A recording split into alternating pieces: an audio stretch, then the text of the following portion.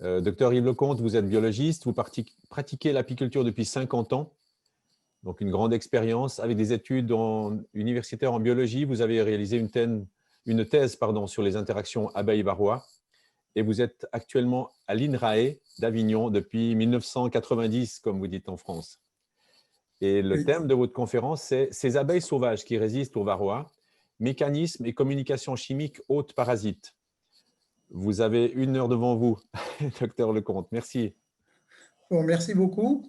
D'abord, je vous remercie de m'avoir invité. Je suis vraiment très honoré et très heureux de pouvoir partager mon expérience. Alors, je vais essayer de ne pas faire mon exposé trop formel. Donc, si vous voulez, je vais vous raconter mon histoire, en fait. Effectivement, ça fait 50 ans que je fais de l'apiculture. Et j'ai eu la chance de grandir dans une ferme. Mon père était agriculteur, producteur de lait, dans une ferme de l'ouest de la France, avec un pays de bocage, où vraiment beaucoup de haies ont été préservées et le sont toujours. Donc voilà, et donc ça, c'est la première chance que j'ai eue. La deuxième chance que j'ai eue, c'est d'avoir ma première ruche à l'âge de 12 ans, parce que j'en rêvais. Et puis, pour une fois, j'ai bien travaillé en classe et ma mère m'a offert ma première ruche. Et voilà. Et la troisième chance que j'ai eue, c'est que voilà, j'ai grandi dans ce pays de bocage. Et il y avait beaucoup dans les haies des têtards, on appelle ça des souches chez nous. Et notamment, il y a beaucoup de grands arbres qui ont été plantés, des arbres séculaires, donc avec plusieurs, au moins 100 ans, voire plus, et notamment beaucoup de châtaigniers, des châtaigniers avec des trous de pivert de partout, etc. Et notamment, chez mon père, il y a une haie de 600 mètres et elle est bordée de chaque côté de châtaigniers séculaires. Et depuis l'âge de 12 ans, j'observais ces abeilles qui étaient nombreuses. Il y a au moins 20 à 25 colonies d'abeilles qui étaient sur la ferme, entre ces châtaigniers, les têtards, dans effectivement les cheminées des maisons, etc. Je les observais, puis je trouvais ça assez drôle. Et donc, en parallèle de ça, j'avais mon petit rucher qui n'a pas excédé une dizaine de colonies. Jusqu'en 1982, le varroa est arrivé en France et dans l'ouest de la France quelques années après. Et il a tout décimé, quoi. Toutes les colonies que je connaissais, les colonies sauvages, elles ont toutes disparu. Et donc, moi, mon rucher, heureusement, je l'ai traité à l'époque parce que je pense que mes colonies auraient également disparu. Jusqu'en 95, où, entre-temps, j'ai passé ma thèse et j'ai eu une quatrième grande chance de ma vie, c'est d'avoir ce poste de chercheur à Avignon. Donc, en 95, je suis parti en 90 à Avignon. Et en 95, de retour à la propriété familiale, je constate que les colonies sauvages sont de retour dans les arbres creux, dans ce genre de ruche-panier. Et puis, je m'occupe plus ou moins de mes colonies parce que je suis quand même à 800 km de là, jusqu'au jour où, en 96, je pars faire une année sabbatique aux États-Unis. Et donc, comme j'étais quand même loin de mes colonies, je me dis, puisque, a priori, les colonies sauvages sont revenues, je ne vais pas traiter mes colonies parce que de toute façon, je n'ai pas trop le temps de m'en occuper, je suis trop loin, puis on verra ce qui se passe. Et 1 an après, je rentre des États-Unis. Et qu'est-ce que je constate? C'est que j'avais perdu une colonie sur les 12 que j'avais à l'époque. Donc là, du coup, ça me met la puce à l'oreille. Je dis, mais il y a peut-être vraiment quelque chose qui se passe. Donc, pendant 3 ans, je suis les colonies sauvages, je suis mes colonies que je ne traite pas. Et puis, je m'aperçois finalement qu'elles ne veulent pas mourir. Donc,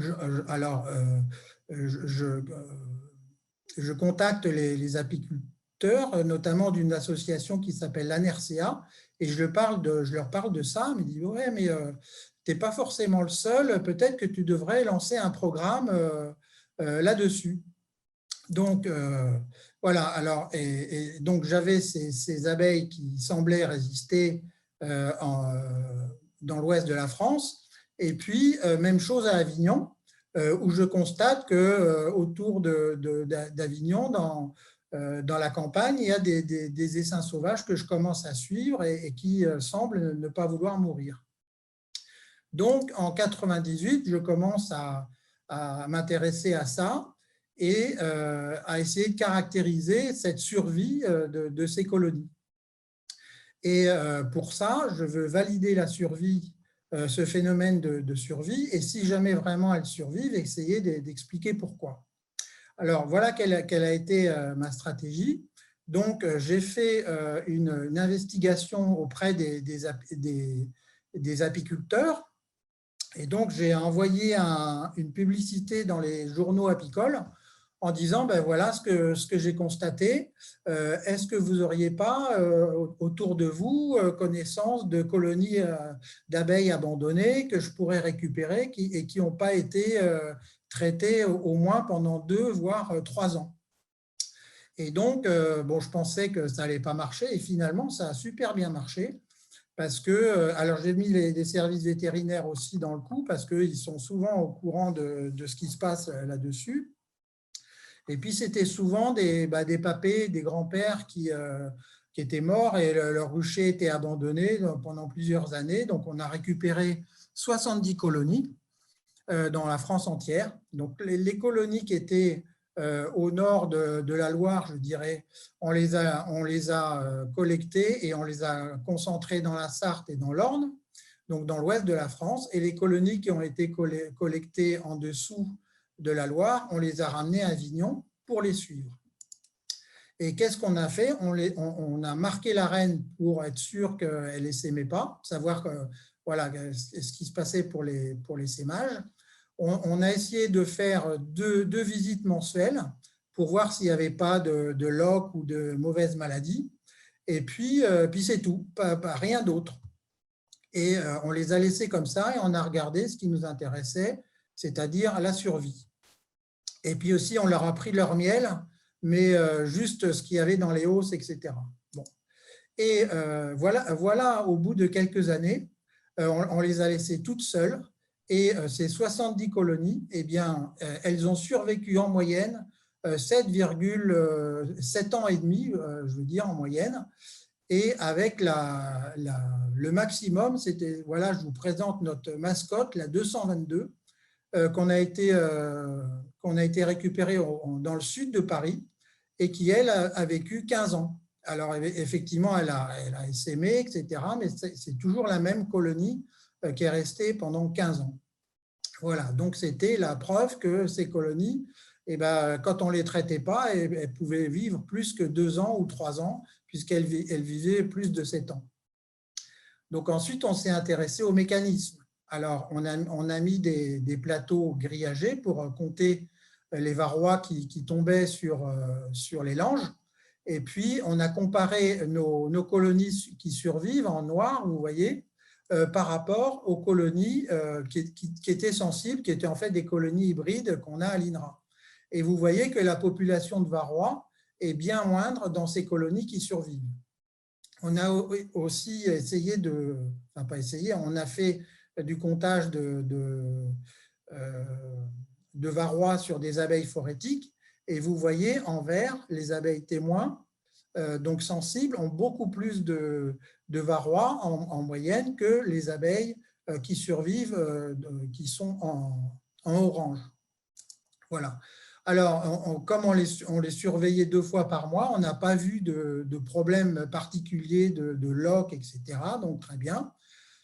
On a regardé aussi la mortalité dans l'année et vous voyez que ça a varié entre 9,7 et 16,8. Bon, compte tenu de ce qu'on a connu dans les années précédentes, c'est tout à fait acceptable pour des colonies qui sont non traitées pour le varroa.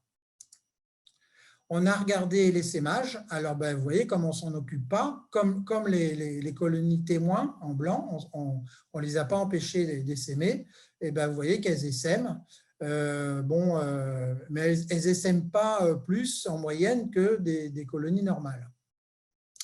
On a regardé la production de miel, et là, vous voyez que par contre, elles sont moins bonnes pour produire du miel par rapport aux colonies qui sont non traitées. Donc ça a un peu embêté les apiculteurs professionnels de savoir ça, bien entendu, mais ce n'était pas l'objet de notre recherche. Donc, on a pu confirmer cette survie de ces colonies. Bon, ces colonies de l'ouest de la France et d'Avignon, on les entretient depuis 2007, c'est-à-dire que tous les 2 ans, on fait des reines à partir des meilleures et on les fait féconder naturellement et on les laisse tranquilles et on regarde leur survie. Alors généralement, le constat qu'on fait, c'est que la première année, il y a à peu près 30% de chute. La deuxième année, pareil. Et puis, les 30% qui survivent, eh bien, ces 30%-là, on peut les garder pendant quelquefois 6 ans, 7 ans. Là, j'en ai une, ça fait 12 ans que je la garde et elle survit très bien. Voilà. Alors, ensuite, on s'est intéressé aux causes des survies de varroa. Donc, ça peut être les abeilles qui deviennent résistantes, qui résistent au varroa. Ça peut être le varroa qui devient moins virulent pour les abeilles. Ça peut être aussi une coévolution entre l'hôte et le parasite. Ça peut être aussi une question de virus, parce que le varroa induit la multiplication des virus chez l'abeille, mais peut-être que ces abeilles, elles sont plus résistantes aux virus. Et puis aussi, ça peut être les méthodes apicoles, puisque la seule chose qu'on faisait, c'était d'aller les visiter et on ne les nourrissait pas, on ne les transhumait pas, on essayait d'être le moins intrusif possible sur ces colonies-là. Voilà, alors on a essayé d'abord de regarder les hypothèses de résistance des abeilles au varroa et basé sur ce qu'on se connaissait déjà, on connaissait plusieurs caractères de résistance qui peuvent amener à réguler les populations de varroa. Alors, parmi ceux-là, ceux qu'on a retenus, c'est le grooming behavior, le comportement dépouillage, le VSH, c'est-à-dire la reconnaissance des cellules parasitées par les ouvrières qui détruisent ces cellules parasitées, la durée d'operculation des cellules, l'essaimage, donc là j'en ai parlé, on a vu que ça essaimait et on sait que des colonies qui essaiment, eh bien ça n'explique pas tout, mais ça limite effectivement la population de varroa. Et on a regardé la réduction de la fertilité des varrois dans les cellules. Voilà, on a regardé tout ça. Donc, là, je commence par la durée d'operculation des cellules. Eh bien, on n'a pas trouvé de différence. Donc, ça, c'est celles qui survivent. Et les contrôles, elles sont légèrement inférieures aux nôtres. Donc, ce n'est pas un critère qui est explicatif. Voilà. Alors ensuite, on a regardé le comportement dépouillage. Alors, on a fait tout un tas de tests comportementaux avec des abeilles de colonies sensibles ou des abeilles de colonies résistantes. Et on a vu qu'effectivement, les abeilles résistantes étaient capables de développer ce comportement et avaient une capacité de reconnaître les varrois beaucoup plus importante que les abeilles sensibles aux varrois. Donc, pour ça, comme j'ai toujours été intéressé avec mon équipe de travailler sur les phéromones. On a beaucoup travaillé sur les phéromones chez l'abeille. Et donc, on s'est dit, on va voir ce qui se passe au niveau de la reconnaissance, comment les abeilles pourraient reconnaître le varroa. Et peut-être que cette résistance peut s'expliquer sur la base d'un mécanisme d'olfaction. Donc, on a fait plusieurs types d'expérimentations pour essayer de savoir quelles molécules les varrois émettaient. Et donc, on a vu qu'on a identifié un certain nombre de molécules avec deux techniques différentes. Et ces molécules, on les a testées sur le comportement des abeilles vis-à-vis de ces molécules-là. Alors, par exemple, vous voyez, ça, c'est une expérimentation très simple. Vous mettez des abeilles des abeilles naissantes dans une boîte de pétri, et puis deux d'entre elles, vous collez un petit morceau de filtre, puis vous les laissez 7 jours entre elles, s'accoutumer là-dedans, et puis ensuite vous allez prélever ces deux abeilles qui sont marquées, et puis vous allez sur le papier filtre mettre un composé qui a été identifié sur le varroa. Et puis là, ça sera le témoin où vous ne mettez pas le composé, vous remettez les abeilles dans la boîte de pétri et vous regardez les comportements d'agressivité. Et là, on a trouvé des choses intéressantes parce que, par exemple, avec l'oléate d'éthyle, eh bien, vous voyez que les comportements agressifs des abeilles résistantes en orange étaient beaucoup plus importants que celles des abeilles sensibles en bleu. Voilà, on a continué dans cette optique-là. Et comme on faisait de l'électrophysiologie des antennes à l'époque, on s'est dit peut-être qu'il y a une sensibilité plus importante des antennes des abeilles résistantes par rapport aux abeilles sensibles. Et effectivement, c'est ce qu'on a trouvé, que les antennes des abeilles résistantes sont plus sensibles aux odeurs que les abeilles qui sont sensibles. Voilà. Alors, sur la base de ces résultats, à l'époque, en 2006, on a publié le génome complet de l'abeille. Donc, ça nous permettait à l'époque d'avoir accès à des outils qui permettaient de quantifier l'expression des gènes. Et donc, ça, c'est très important parce que on s'est posé la question de savoir si nos abeilles résistantes, elles surexprimaient ou elles sous-exprimaient certains gènes pour essayer d'aller plus en profondeur dans les mécanismes. Alors, qu'est-ce qu'on a trouvé? On a trouvé que les abeilles qui sont attaquées par le varroa, eh bien, elles sous-expressent sous-expressent, comme on dit, elles expriment moins des gènes du système immunitaire, donc ces deux gènes-là. Elles expriment moins aussi des gènes qui sont liés au développement embryonique et elles sous-expriment des gènes qui sont liés au développement du cerveau. Donc, ça correspond tout à fait à ce qu'on trouve devant nos ruches avec ces abeilles sans ailes qui sont incapables de rien faire. Et quand on regarde la différence entre les abeilles de colonies résistantes et de colonies sensibles, ce qui était très intéressant, c'est qu'on a vu que nos abeilles résistantes, elles surexpriment des gènes qui sont liés à la sensibilité aux stimuli en général, et elles surexpriment aussi un certain nombre de gènes que vous voyez ici qui sont liés à l'olfaction.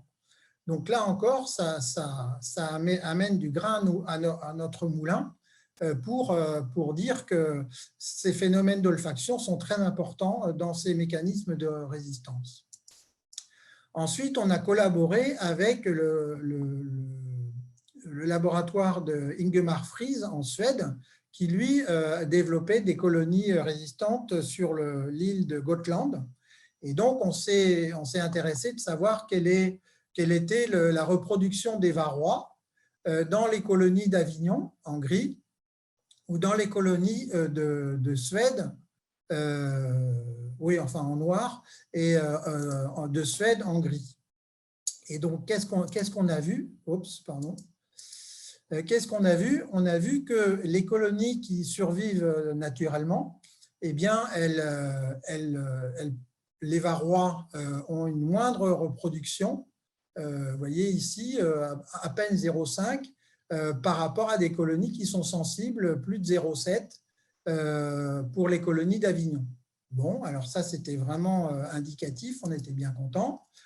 Et on s'est demandé si ce n'était pas lié aussi au caractère VSH. Alors, le caractère VSH, c'est quoi? c'est que quand vous avez une nymphe d'abeilles qui est parasitée par le varroa, vous avez des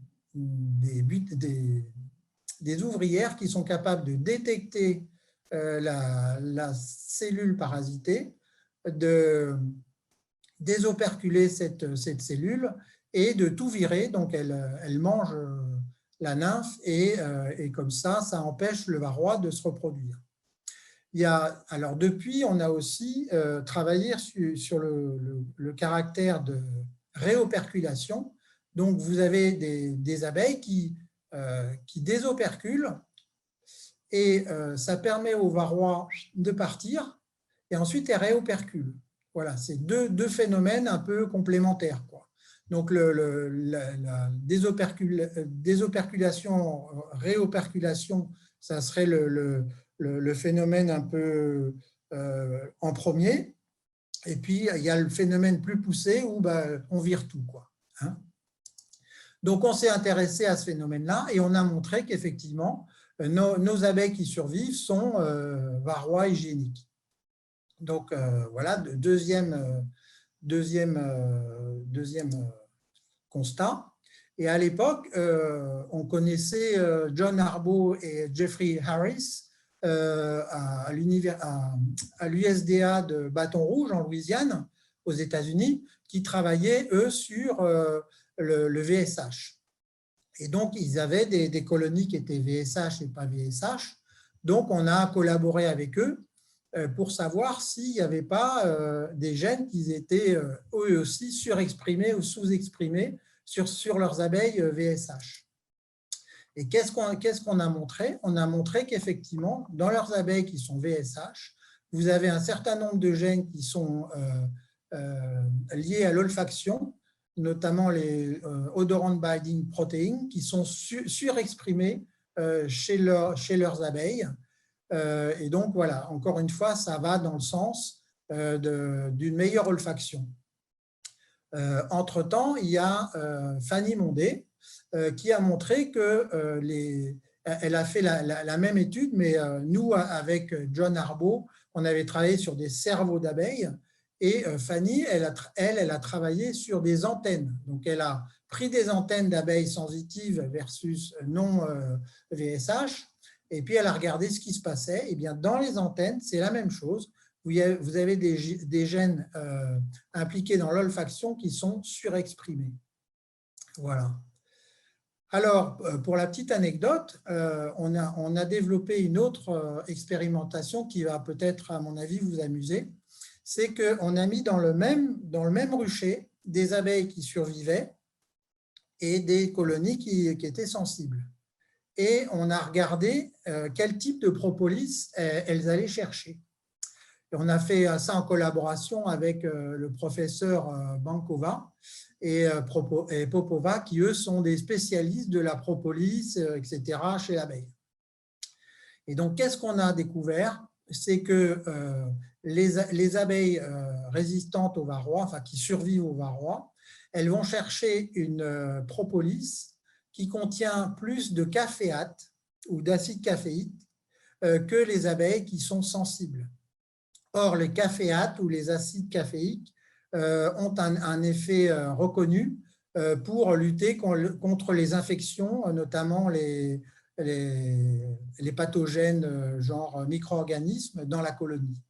Donc ça nous a amusés parce que c'était le concept qui est développé actuellement où eh bien, les colonies ces colonies qui survivent, en fait, auraient une meilleure capacité d'aller à la pharmacie que les autres, quoi.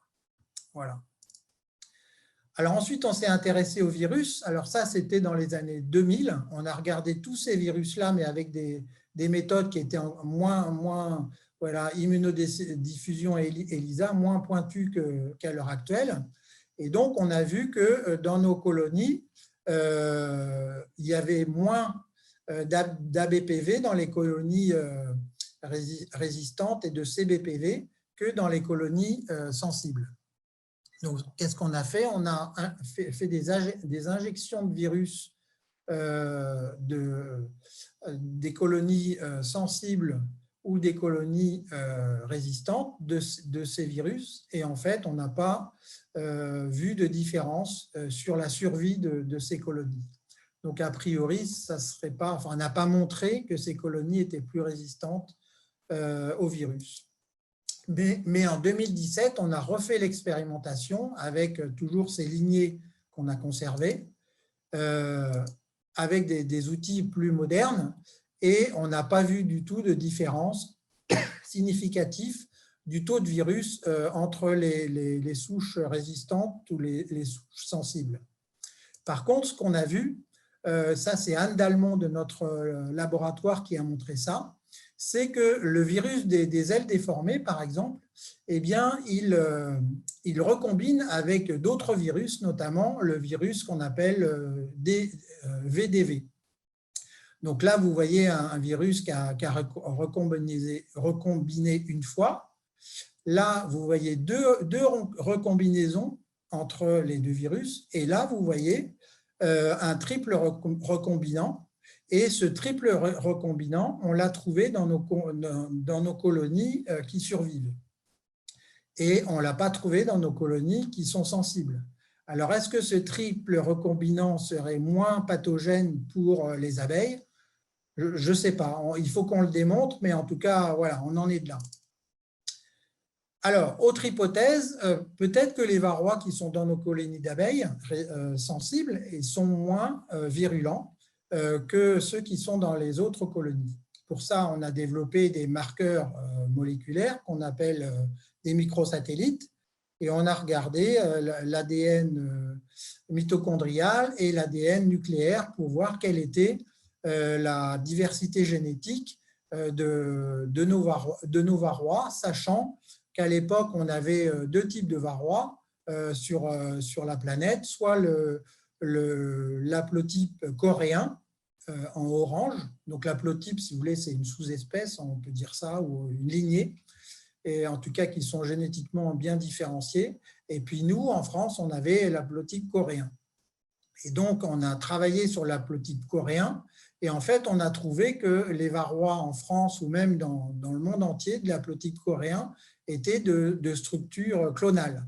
Ce qui n'est pas étonnant puisque, en fait, c'est sans doute à partir d'un ou de plusieurs varrois qui est passé de l'abeille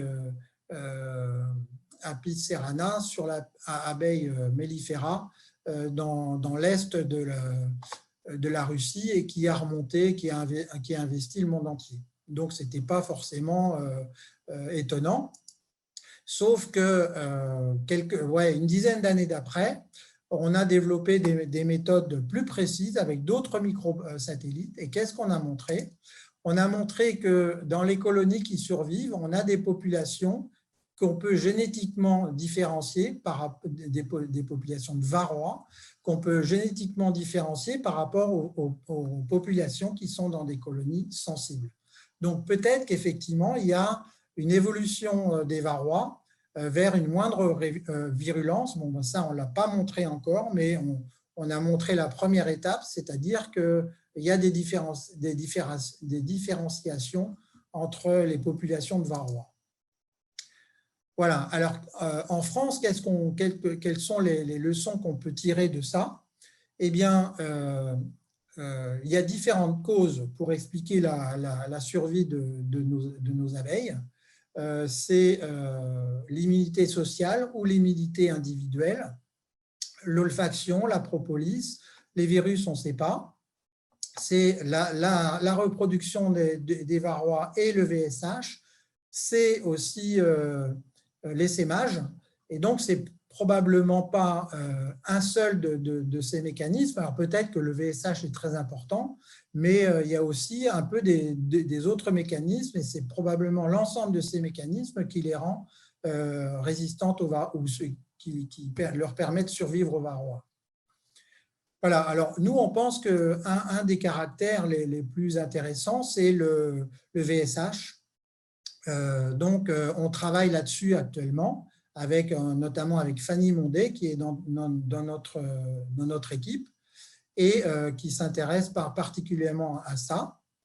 Et donc, Le VSH, donc c'est quelque chose qui a été caractérisé par les chercheurs de bâton rouge, mais pour caractériser une colonie qui est VSH, ça demande un temps de travail mais énorme. Alors nous, on peut le faire dans les labos parce qu'on a du temps, hein, et quelquefois on a la chance d'avoir des techniciens, mais les apiculteurs, c'est impensable qu'ils puissent le faire eux-mêmes. Donc l'idée, c'était d'essayer de trouver des méthodes pour phénotyper, caractériser nos colonies, de savoir si elles sont VSH ou pas.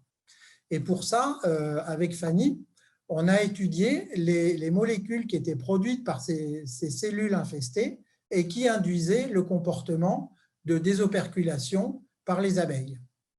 Et donc, qu'est-ce qu'on a trouvé?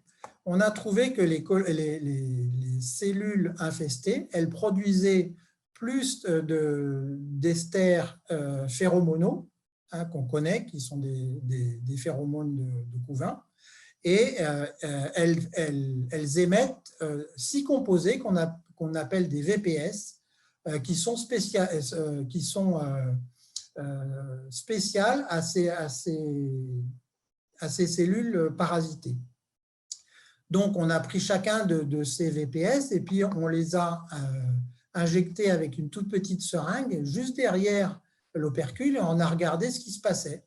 Et puis, qu'est-ce qui se passe? C'est que quand vous injectez ces molécules, les ouvrières, elles désoperculent et même elles virent quelquefois, oups, j'ai été trop vite là, elles virent quelquefois les nymphes qui sont derrière. Donc voilà, alors nous maintenant on en est de là. Ce qu'on voudrait, c'est proposer aux apiculteurs une méthode basée sur ces molécules. On pourrait pas, par exemple, faire un spray sur une surface de couvain operculé et donc donner un spray et puis on viendrait voir peut-être quelques heures après. Et si les cellules sont désoperculées, c'est que votre colonie elle est VSH. Voilà, c'est un peu l'idée. Donc, on y travaille actuellement. L'autre idée aussi qu'on a, c'est toute une équipe, plusieurs équipes INRA qui ont développé ça, c'est d'essayer de savoir s'il y a des marqueurs moléculaires spécifiques du VSH. Donc, pour ça, qu'est-ce qu'on fait? On prend des colonies ou des abeilles qui développent ce comportement et on regarde sur le génome s'il y a des marqueurs spécifiques de ces abeilles-là.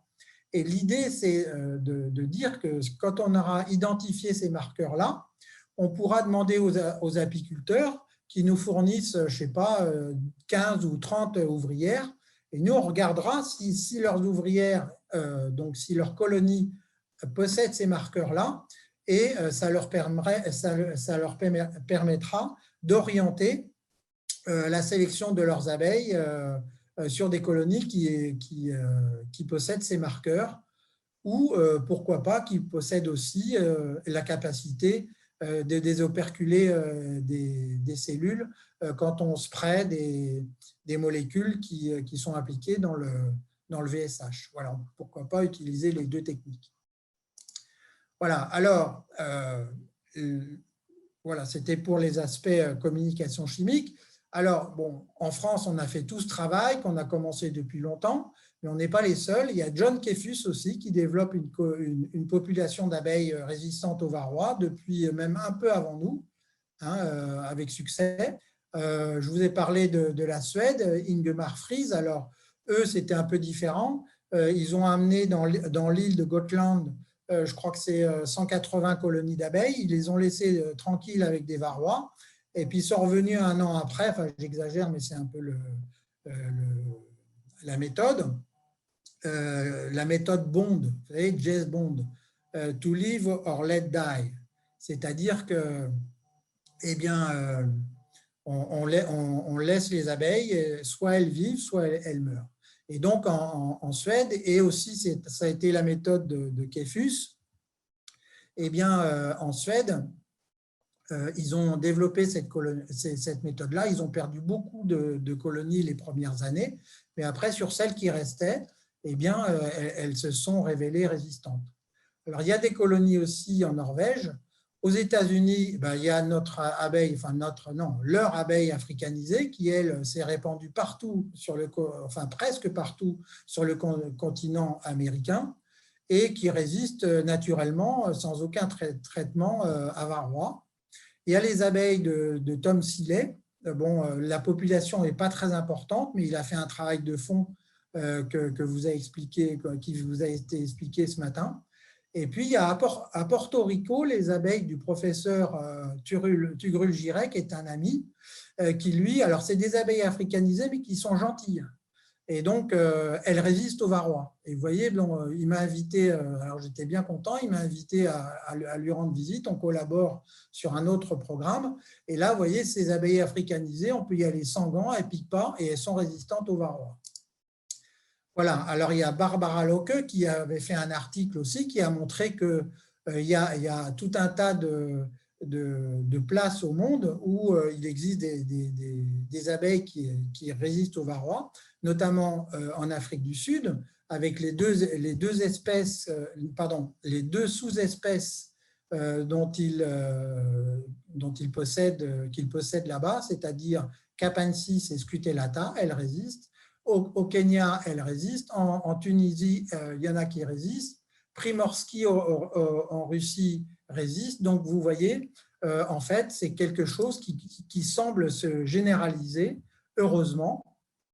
Alors, est-ce que c'est les mêmes mécanismes qui s'opèrent dans les différentes populations? Peut-être qu'il y a un background, mais on a déjà montré que ce n'est pas forcément les mêmes mécanismes. Il y a aussi une approche de modélisation qu'on pourrait utiliser pour en savoir plus et quels sont les mécanismes les plus importants pour expliquer ces survies de colonies d'abeilles. Alors, ce qu'il faut aussi constater, c'est qu'on parle toujours d'abeilles qui survivent à varroa. Mais en fait, elles ne survivent pas, ces abeilles qui sont naturelles, les abeilles dont on parle aujourd'hui. Elles ne sont pas que résistantes à varroa, elles sont résistantes à tout. Elles survivent au loques, elles survivent à tous les stress, quoi. Donc ça, il faut bien comprendre ça. Il n'y a pas que le varroa qu'elles combattent, quoi. Alors, est-ce que ces colonies sont intéressantes pour les apiculteurs en France? Je pense qu'en France, il y a beaucoup d'apiculteurs qui sont intéressés pour ce genre de colonies parce que ce sont des colonies qui sont souvent locales et les amateurs, qui fassent 10 ou 20 kilos de miel, ils s'en fichent. Ce qu'ils veulent, c'est s'éclater avec leurs abeilles et puis voilà. Donc là, il y a un créneau, je pense, pour ces abeilles résistantes. Enfin, voilà. Ce qu'il faut savoir aussi, c'est que ces abeilles, on les a génotypées et elles ne sont pas pures. Hein, c'est des hybrides, mais qui ont une grande partie, à peu près 80% de gènes, qui sont Mellifera mellifera, l'abeille noire. Voilà. Et moi, ma position par rapport à ça, c'est que le plus important, ce n'est pas forcément d'aller utiliser des abeilles qui soient pures, mais c'est d'utiliser des abeilles qui soient bien adaptées localement. Voilà. Parce qu'avec le réchauffement climatique dont on a parlé ce matin, si ça arrive très vite, peut-être que nos abeilles pures, noires ou caucasica ou ce que vous voulez, qui étaient utilisées par nos arrière-grands-pères, elles étaient géniales à l'époque, mais comme on est en train de tout bouleverser, on sera peut-être content, justement, comme on a en France, d'avoir une richesse génétique plus importante pour qu'il y ait des combinaisons de gènes qui puissent s'opérer et qu'on puisse avoir des abeilles locales qui soient, à mon avis, qui seront principalement mellifera mellifera, qui seront noires, mais qui auront probablement des gènes des autres espèces qui pourront venir les aider. Et puis, troisième point, ces abeilles, même si elles ne sont pas intéressantes pour les apiculteurs professionnels, eh bien, vous, c'est en plein dans votre thématique, eh bien, elles sont très intéressantes pour la biodiversité, et notamment dans les endroits où il y a peu d'apiculture, parce que les apiculteurs, ça ne les intéresse pas trop de venir là, eh bien, d'avoir des colonies qui s'installent naturellement, eh bien, c'est très intéressant pour qu'elles fassent leur travail de pollinisation. Voilà, alors, les leçons qu'on peut prendre. Donc, effectivement, on pense qu'il y a des mécanismes qui sont similaires entre les différentes lignées d'abeilles qui survivent, mais pas forcément. Par contre, ce qu'on a fait avec des chercheurs, comment dirais-je, européens, c'est qu'on a essayé de s'échanger ces colonies résistantes d'un pays à l'autre pour voir si ces colonies continuaient à être résistantes. Et en fait, non. On s'est aperçu que quand on sort ces colonies de leur biotope, ben, elles sont plus résistantes. Donc, on pense que ce sont vraiment des écotypes locaux qui sont bien adaptés à leur biotope et c'est là-dessus qu'il faut travailler. Voilà. Alors, depuis qu'on travaille là-dessus sur le varroa, sur ces abeilles, il y a eu beaucoup de publications. Donc, je ne sais pas s'il faut féliciter les scientifiques parce qu'en fait, ça serait un peu prétentieux, ils font leur job. Mais en tout cas, ce qu'on peut, c'est féliciter Apis rana qui a évolué avec le varroa depuis des centaines d'années, voire des millions d'années, et qui trouve une relation hôte parasite équilibrée.